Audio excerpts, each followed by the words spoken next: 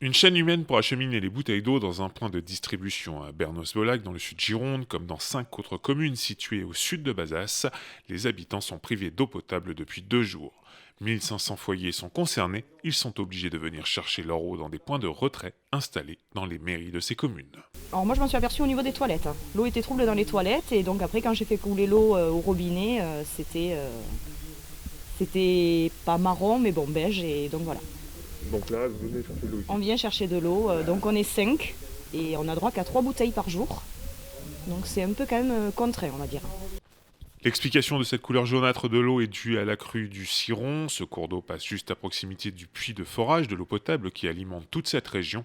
Il est tombé jusque 150 mm de pluie, voire 250 à certains endroits le week-end dernier ici, soit plusieurs mois de précipitations.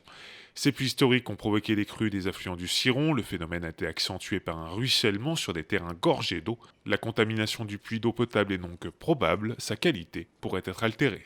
On a peur qu'il y ait eu une contamination possible entre le Ciron et notre source d'approvisionnement ici, qui est une source qui est en gros à peu près à 6-7 mètres de profondeur, qui est très indépendante du réseau du Ciron. Mais là, vu les quantités de pluie et vu ce qui s'est passé, on pense que voilà, on a possiblement des contaminations possibles. On a des traces de crues sur des moulins et il faut remonter à 1930 pour retrouver des crues de ce type, quoi. Des analyses de vérification de la qualité de l'eau ont été commandées. En attendant les résultats, c'est la distribution de bouteilles d'eau qui prévaut dans le secteur. Le Ciron fait aussi des siennes sur le réseau routier.